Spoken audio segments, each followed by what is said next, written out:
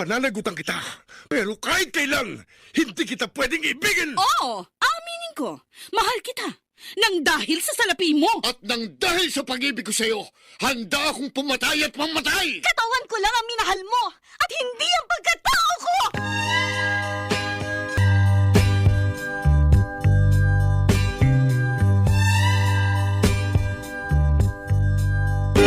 Kumusta po kayong lahat, mga giliw naming tagapakinig? Inaanyayahan ko po kayong pakinggan ang pagsasadula ng mga liham kasaysayan ng pag-ibig na padala ng ating mga taga-subaybay at bibigyan buhay ng inyong mga paboritong bituin sa radyo. Mga kasaysayang nagtatampo ng mga pusong sugatan, mga pusong sawi, at mga pusong punong-puno ng pagmamahal.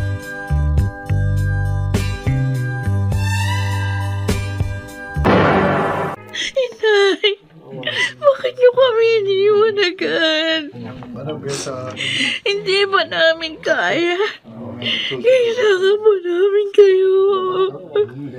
Abi, nakikiramay ako sa inyo.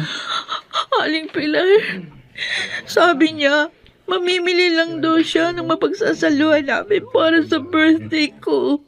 Yung pala, hindi na siya babalik. Nalulungkot din ako at nabigla sa pagpanaw ng kaibigan ko. Kung alam ko lang na mangyayari to, hindi bali nang wala kaming pagsaluhan sa birthday ko. Basta kasama lang namin siya. Tatagan mo na lang ang loob mo. Talaga sigurong hanggang dito na lang ang buhay ni Tonya.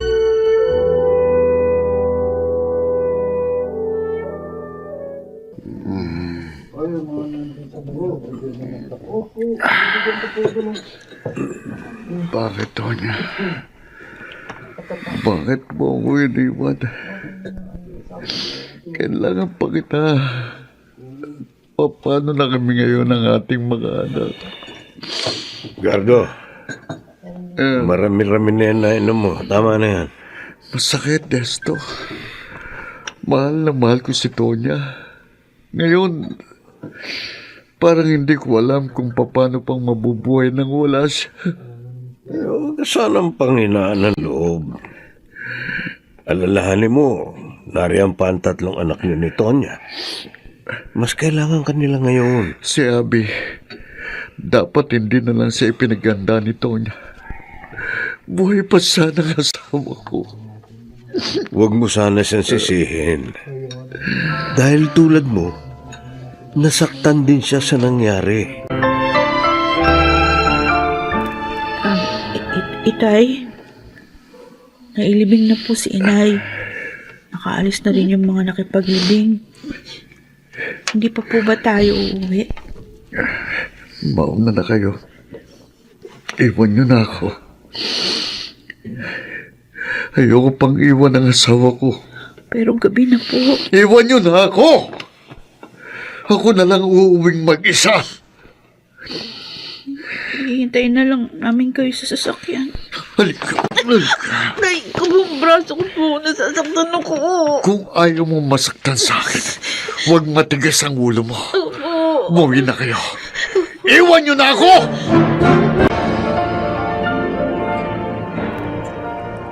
Pilar, nakatanaw ka pa dito sa may bintana. Gabi na. Matulog na tayo. Iniisip ko lang si Abby, Desto. Paano na kaya siya ngayong wala na ang kaibigan ko? Nariyan pa ang tatay nilang 3. Si Gardo, naniniwala ako na pagkatapos magdalamhati, muling kikilos yan para gampanan ang obligasyon sa kanyang mga anak. Sana nga. Sana nga'y mangyari ang sinasabi mo. Taong to. Duda ka ba kay Gardo? Mabuting ama naman siya sa mga anak niya. Ewan ko ba. Pero nag-aalala ako para kay Abby.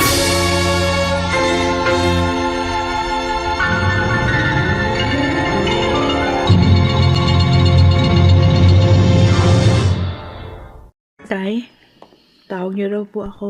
Oh, may sasabihin ako. Simula ngayon, ikaw nang gagawa ng lahat ng mga gawaing bahay dito, ha? Dahil wala ng nanay mo. Naintindihan mo ba? Opo. Hayaan mong makapag-aral sina Cindy at Tyrone. Opo, Itay. At sa birthday mo sa makalawa, huwag ka nang umasang may celebration pang mangyayari. Naintindihan ko po. Sige, malis ka na.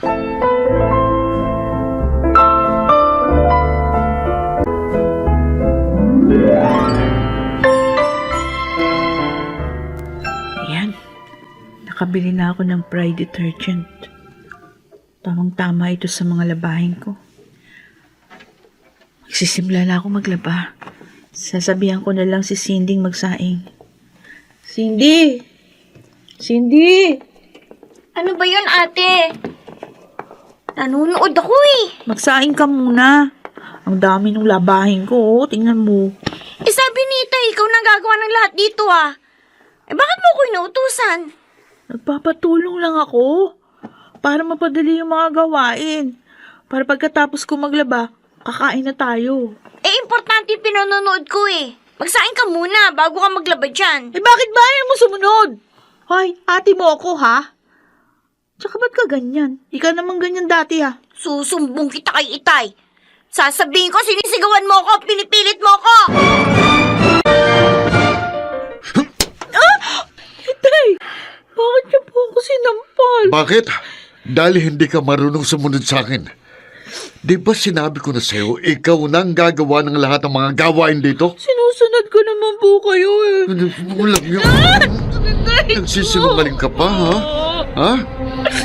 Sinabi sa akin ni Cindy, ang paninigaw at pamimilit mo sa kanya na magsaing. Nagpatulong lang naman po ako sa kanya eh. Dahil marami labahin ko. Kung anong sinabi ko, yun ang sundin mo. At huwag mong abalahin si na Cindy para tulungan ka, ha? May ginagawa rin sila eh. Wala naman po masama doon.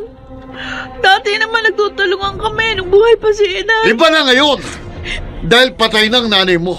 At kasalanan mo yun. Hindi ko naman gusto mamatay si Inay. Mahal na mahal ko rin po siya. Kung hindi niya hinandaan ng lintik na birthday mo, hindi siya mga-aksidente. Kaya ikaw ang may kasalanan kung bakit siya nawala. Ikaw!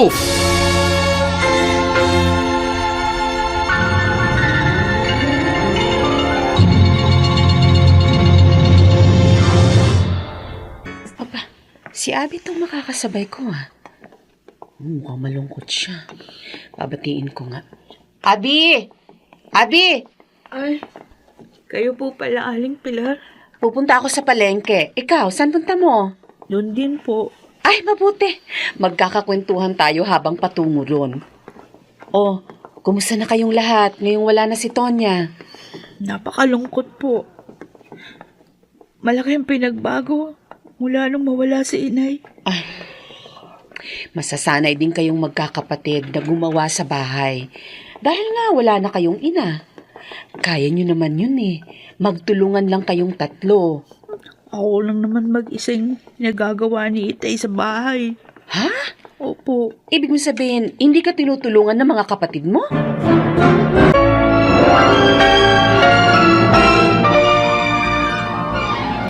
Ginagawa ni Gardo yun kay Abby? Oo, Desto. At sinasaktan na rin niya si Abby. Siguro sinisisi pa rin niya ang bata sa pagkamatay ni Tonya. Uy, pambihira naman siya. Aksidente ang nangyari at hindi rin gusto ni Abby yun. Ganon din ang sabi ko sa kanya noon. Pero hindi pala niya tinanggap. Ay, nakakawawang Abby. Pinagdurusan ng kanyang ama kahit wala naman siyang kasalanan. Ito na nga bang inaalala ko nun, Pe. Ang magbago si Gardo kay Abby. Marahil naman babalik din sa dati ang pagtingin at trato ni Gardo sa kanyang panganay. Kailangan lang magpalipas ng ilang buwan. Hindi ako naniniwalang mangyayari pa yun. Wala nang kaibigan ko. Kaya hindi ako magugulat kung hindi na rin pagmalasakitan ni Gardo si Abby. Ba't nasabi mo yan? Oh, May dahilan ba para hindi pagmalasakitan ni Gardo ang kanyang panganay?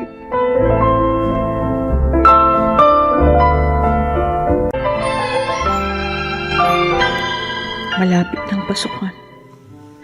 Naipamili na ni Itay sina Cindy at Tyron ng mga gamit nila. Samantalang ako, hindi ba lang ako tinatanong ni Itay saan ako magkukuleyo? Ano kaya kung ako magtanong sa kanya? Pero, baka naman magalit yun. Tapos saktan lang ako. Ay, bahala na nga. Susubukin kong kausapin si Itay. Wala namang masama sa sasabihin ko.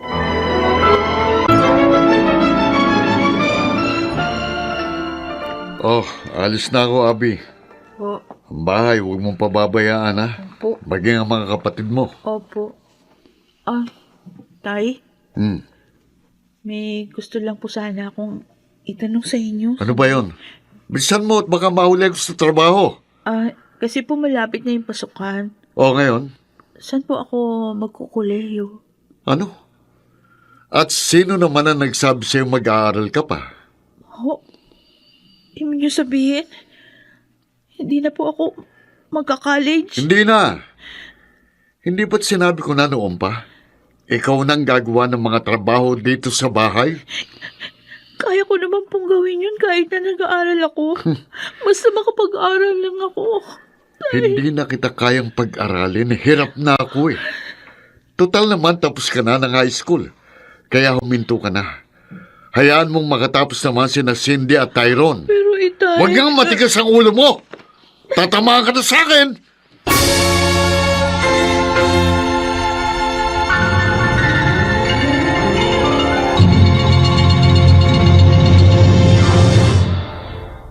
Hello? Oh, Lani. Oo. Ewan ko nga eh. Hindi ko alam kay Itay. Baka di na ako makapagkuleyo sa susunod na pasukan. Talagang ganun. Kasi nagka-problema kami. Dahil nga sa pagkamatay ni Inay. Lani. Sige, next time na lang tayo uli mag-usap ha.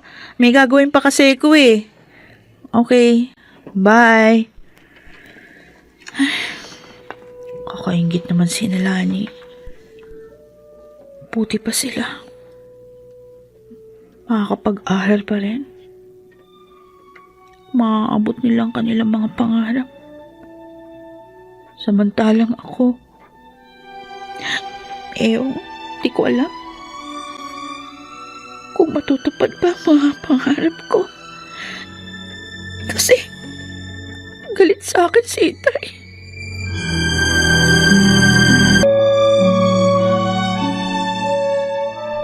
Oy, Cindy! Saan ang punta mo? Sa school po, Aling Pilar. Nauna na nga po sa akin yung kambal ko eh. Ganun ba? Ay naku, pasukan na nga pala ngayon, ano? Opo. Ang ate Abby mo, saan siya papasok ng college? Ay, hindi niyo pala alam. Hindi na po pinag-aral ni Itay si ate. Ha? Bakit? Sabi po kasi ni Itay, nahihirapan na raw siya sa gastos. Kaya kami na lang daw po ni Tyron ang pinag-aaral niya. Ay, sige na po, Ali Pilar. Ito na po yung sasakyan kong jeep. O sige, mag-iingat ka. Opo. Kawawa naman si Abby. Matalino pa naman siya. Ay, nagbago na nga si Gardo sa bata.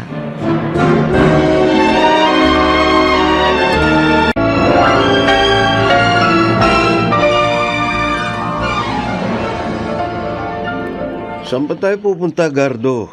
Sa tindahan ni Aling Maring, doon tayo magkwentuhan habang nagiinuman. Kung natao ka, parang namang hindi mo alam na hindi ako umiinom ng alak. Uy, alam ka namang dumadalang tayo ng dumada. Abay matuto yung lalamunan natin. Kaya uminom ka na rin kahit konti lang. Oh, maiba ako ha. Oh. Hindi mo na pala pinag-aaral si Abi. Dinaldal ba niya sa inyo ni Pilar? Hindi. Nakakasabay minsan ni Pilar si Cindy sa sakayan. At siya ang nagsabi. Nahihirapan na ako sa mga gastusin, Desto. Kaya pinahinto ko siya. Kailan mo siya pag-aaralin uli? Kung kailan ako makaluwag. Bahala na. Hindi ko naman obligasyong pag-aralin pa siya.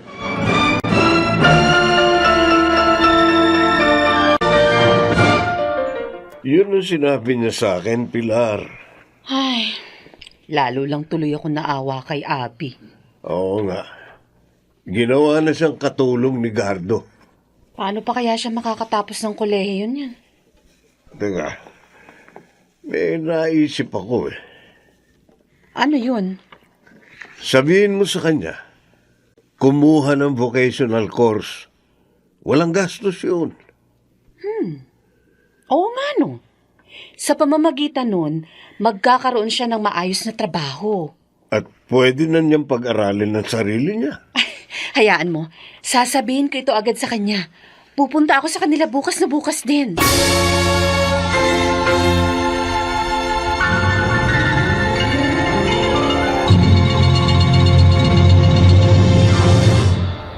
Eto na po yung merienda niyo, Tay. Sige na, iwan mo na ako. Tay, Hmm. meron po sana ako sasabihin sa inyo. Kung hihingi ka ng pera, wala. Wala. Wala ka namang pinagkakagastusan dito sa bahay. Kaya hindi mo kailangan ng pera. Hindi po yun. Ano nga? Gusto ko po sana kumuha kahit na vocational course Ano? para po magkaroon ako ng maayos na trabaho. Wala pong gastos yun, Tay. Alam mo ikaw, makulit kaya? Matigas ang ulo mo. Bakit niyo naman po ako pinuhusan ng kape? Dahil ang hirap mong umintindi. Akala mo walang gastos ang vocational? Yung pamasahe mo, mga project. Saan mo kukunin ang pera sa mga yon? Di ba sa akin din?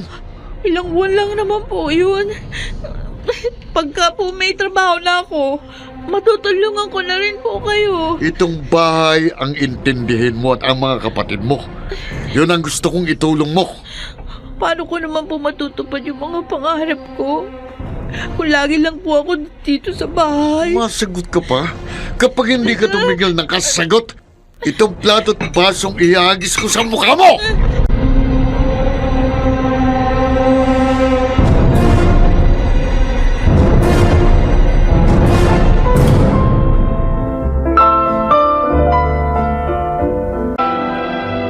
Nailagay ko na sa banyo yung unique toothpaste na kailangan mo, Tyron. Okay. Papasok na ako doon, ate. Ay, siya nga pala. Yung mga marami kong damit, kunin mo na lang sa kwarto ko, ha? Ito naman yung mga labahin ko, ate, oh. Oh, ang dami niyan ah. Para ka naman hindi nasanay. Oo nga. Makapasok na nga sa banyo. Ito nga palang damit na to. Planchain mo, ate, ha? Kasi kailangan ko ito mamayang gabi. Bakit? Saan ka naman pupunta mamayang gabi? Birthday kasi ng isa kong friend. Lagi ka na lang nagpupunta sa party. Baka mamaya mapabayaan mo na yung pag-aaral mo, ha? Pwede ba? Huwag ka nga makialam. Huwag kang magalit. Concern lang naman ako sa'yo dahil ako ang ate mo. Si Tay nga hindi ako sinasaway. Ikaw pa?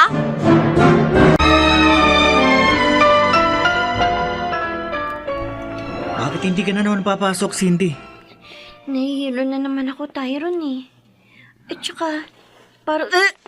Uy, ilang araw ka nang lagi nahihilo, ah. Naku, Cindy, Bakit? baka naman buntis ka rin katulad ng syota ko. Ano? Buntis din yung syota mo? Oo, yung problema ko nga kung paano ko sasabihin kay Itay. Naku, di ako magagalit siya sa atin, Tyron. Pinigo natin siya. Ako, handa akong pakasalan si Kathy. Tulungan at payagan na ako ni Itay. Ikaw, pakakasalan ka ba ng boyfriend mo? Hindi pa nga niya alam ang tungkol dito, eh. Bakit hindi mo pa sinasabi? May kakaiba ka na palang nararamdaman. Kasi naman, hindi pa siya bumabalik galing probinsya.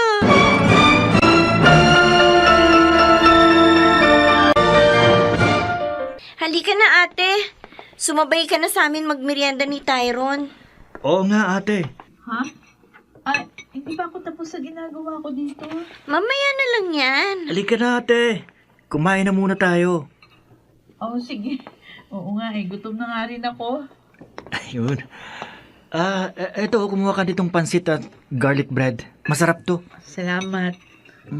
Oh, Cindy, bakit mamon lang yung kinakain mo? Diba paborito mo naman tong pansit at garlic bread? Noon yun, ate. Pero ngayon ayoko na. Bakit? Nasusuka na ako dyan eh. Ano? Bakit ganun? Kasi buntis siya, ate. Ha? Ikaw naman, Tyro, no? Una mo pa ako ibinuko eh. Eh, buntis din naman yung shota mo ah. Naku po. Ano yan ang problema namin, ate. Di namin alam kung paano sasabihin kay Itay. Ate, sana tulungan mo kami.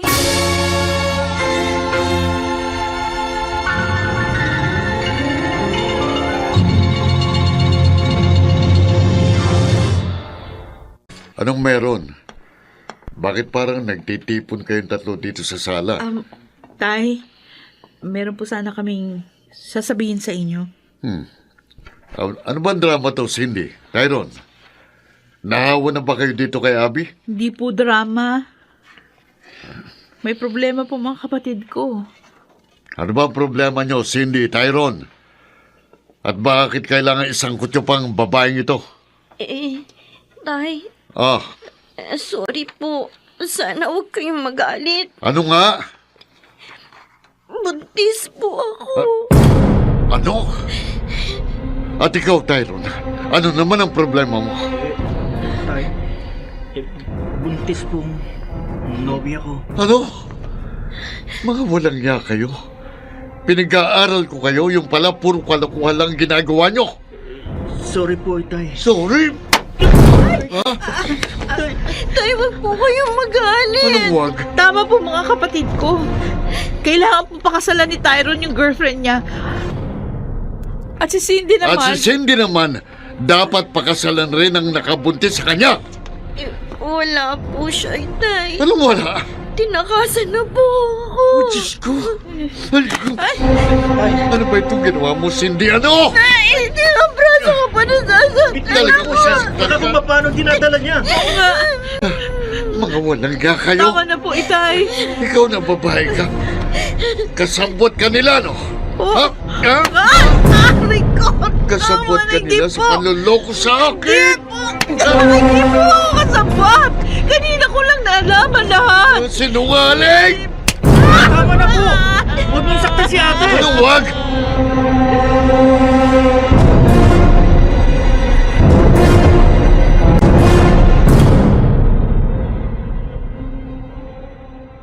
Anong iniisip mo, Tyron? Nakukonsensya ako, Cindy. Dahil sa nangyari kay Ate Abby.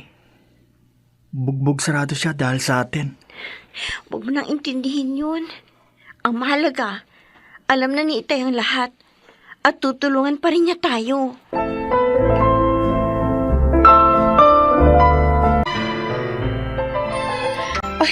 Yung palang dahilan, kaya marami kang pasa. Kasi po nagalit sa akin si Itay, Aling Pilar. Nakipagsabuatan daw ako sa mga kapatid ko para lukuhin siya. Pambihira naman siya. Abay, parang sa'yo niya ibinuhos ang galit niya dun sa dalawa. Mula po nang mawala si Inay, nagbago na sa akin si Itay. Noon po ang akala ko. Babalik pa sa dati ang lahat. Pero mali pala. Hanggang ngayon, galit pa rin siya sa akin. Kailan kaya niya ako mauunawaan na hindi ko naman ginusto Ate, ang nangyari kay Inay? Kailan pa?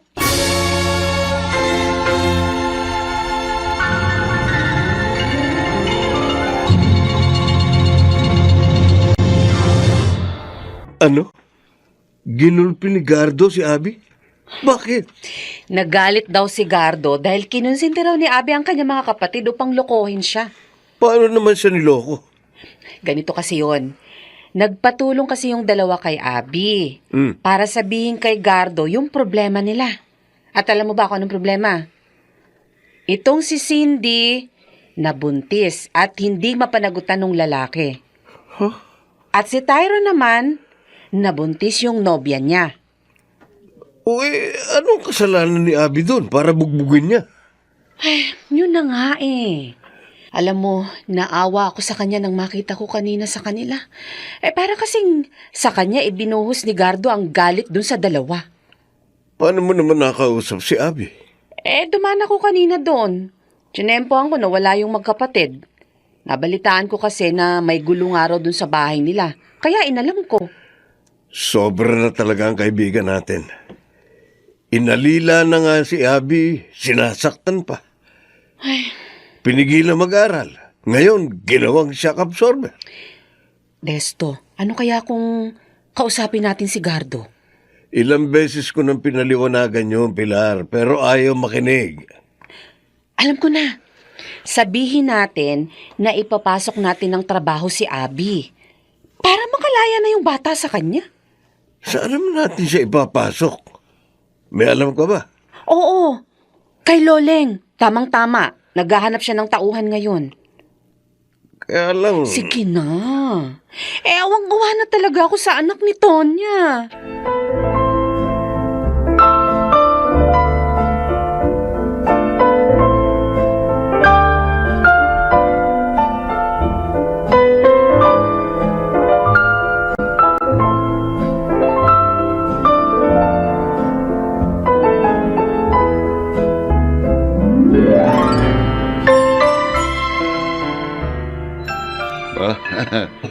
Ang sarap ng ipinamerienda niyo sa akin, Pilar, Desto. Ano bang okasyon ngayon? Ay, wala naman. Nakatuwaan ko lang na magluto ng maraming kakanin. Binigyan ko na nga rin yung iba naming kapitbahay Kaya tinext ako nitong si Pilar na isama kita para makakain. Ang dami pa nga kasi ng pagkain. Pwede ka pa magdala sa inyo. Ay, salamat. Matutuwa si na Cindy Tyrone nito. May sasabihin nga pala kami sa iyo. Ano yun? Yung kaibigan ko kasi, nangangailangan ng tauhan sa kanyang patahian. Naisip namin si Abby. Para kumita siya at makatulong naman sa'yo. Irerekomenda namin siya kung gusto mo. Maganda sana yan Kaya lang, mas kailangan siya sa bahay siya na kasi talagang marunong mag-asikaso sa bahay. Isa pa, alam nyo, nakalulungkot mang sabihin, pero buntis si Cindy. Ha? Alam nyo na, nadala ng kapusukan, tinakasan naman ng nobyo, kaya mas kailangan niya ngayon ng kasama sa bahay. Ganun ba? Sayang naman yung trabaho. Matuturuan pa siya ng kaibigan namin dun. Hayaan nyo na siya. Nakatutulong naman siya sa akin sa bahay Kaya lang, Gardo, paano naman yung mga pangarap ng bata? Desto, hindi mahalaga sa akin ang pangarap niya. Ang mahalaga, masunod niya ako. Gardo? Bakit ka naman ganun sa bata? Talaga bang hindi mo alam, Pilar? Matali kayong magkaibigan ni Tonya. Pero, natanggap mo naman ang bata, di ba? Oo, noon. Pero ngayong wala na si Tonya at kasalanan pa ni Abby, galit ng nararamdaman ko para sa kanya. Huwag kang ganyan. Walang kasalanan si Abby sa nangyari. Isa pa, ilang taon na patay si Tonya. Oo nga naman, Gardo. Kalimutan mo na ang mga sama ng loob. Hindi ko makakalimutan yun. Hindi!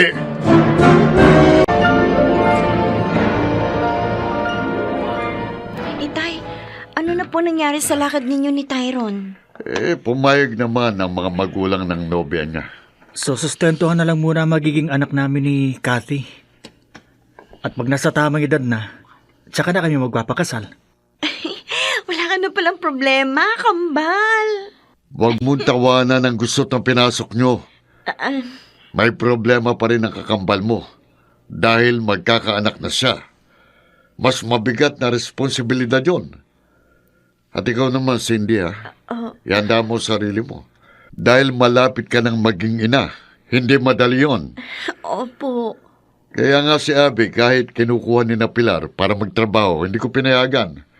Dahil alam kong kailangan mo ng katulong dito. Lalo na kapag nanganak ka na.